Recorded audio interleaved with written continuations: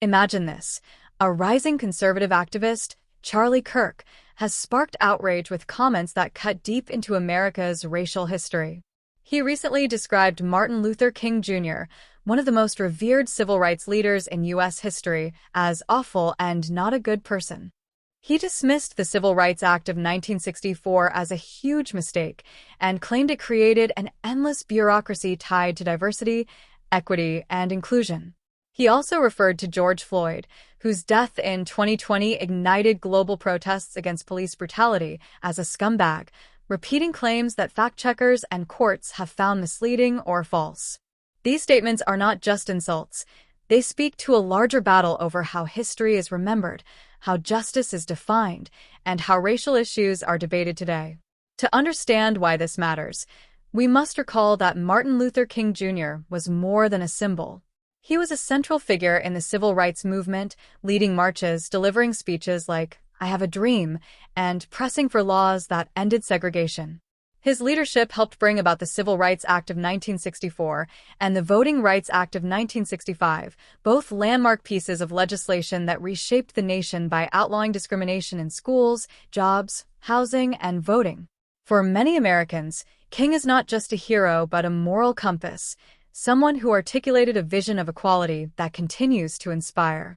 To call him awful is to attack not just a man but an entire movement that changed America forever. George Floyd, on the other hand, became a symbol through tragedy. His killing by Minneapolis police officer Derek Chauvin was captured on video, with Floyd gasping, "I can't breathe." The image of his life slipping away under the weight of a police officer's knee sparked protests across the United States and the world. For millions, Floyd's death was evidence of systemic racism in policing, a reminder of how Black Americans face disproportionate violence. To reduce him to a scumbag erases the broader significance of his death and insults those who saw in his final moments a rallying cry for justice. Why would Charlie Kirk, once someone who praised King as a hero, now turn so sharply critical? Some observers say it reflects a shift in strategy within conservative politics, where challenging civil rights narratives appeals to audiences skeptical of political correctness or woke ideology. By calling MLK a fraud or questioning the Civil Rights Act, Kirk positions himself as willing to smash sacred idols, a tactic that plays well with parts of his base. Critics argue this is more than contrarianism.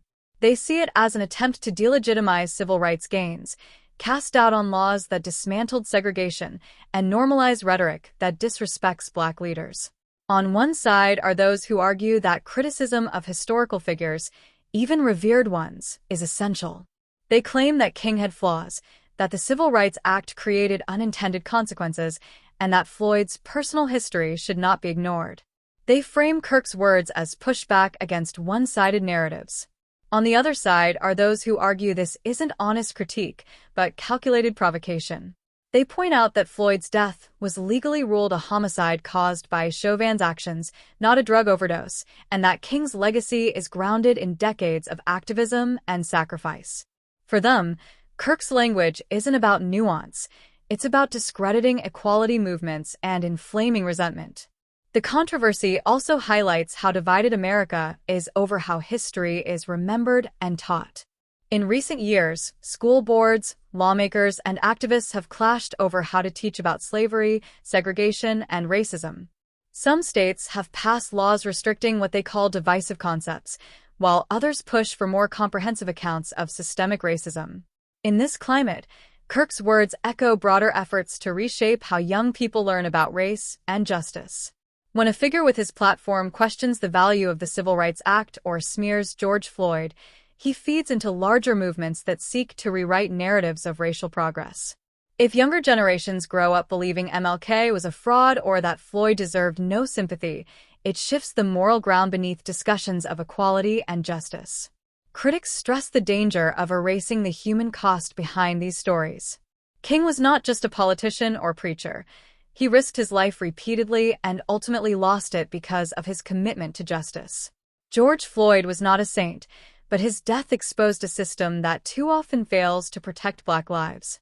To dismiss them with insults strips away the dignity of their struggles and mocks the communities that continue to bear racial inequality. Supporters of Kirk might argue that the left exaggerated these figures, elevating them beyond their flaws. But critics counter that Kirk's approach is less about balance and more about contempt, more about tearing down than building understanding. Another layer is how these comments affect politics. Rhetoric like Kirk's energizes parts of the conservative base who feel alienated by discussions of systemic racism. At the same time, it alienates moderates and fuels anger among progressives, deepening division. It could also have electoral consequences, shaping how candidates talk about race. If conservative leaders adopt Kirk's approach, it signals a harder turn against civil rights narratives, one that could influence policy around education, policing, and voting rights. If progressives push back, the culture wars intensify. Either way, the effect is polarization, leaving little room for dialogue. Even in all this, it's worth asking, is there a way to have critical conversations about history without resorting to insults or distortions? Historical figures are complex, and it is fair to acknowledge flaws. But critique should be rooted in evidence and offered with respect. It should aim to illuminate, not inflame. The challenge is that in today's media ecosystem, shock and outrage drive attention. Calling MLK awful or George Floyd a scumbag makes headlines, garners clicks, and rallies supporters. But it corrodes trust, distorts memory, and wounds communities. The responsibility lies with public figures to choose words carefully, especially when addressing race. Free speech allows Kirk to say what he wants, but responsibility means recognizing that words carry weight, especially when amplified to millions. For those who look up to him, his framing becomes their framing. For those who feel targeted, his words deepen alienation. For the nation, his rhetoric shapes the collective narrative of who we are and what we value. Looking ahead, debates like this will continue to define America's conversation about race. Will history be remembered in a way that honors the sacrifices of civil rights leaders while acknowledging flaws? Will tragedies like George Floyd's death be seen as catalysts for change, or dismissed by voices that mock and belittle?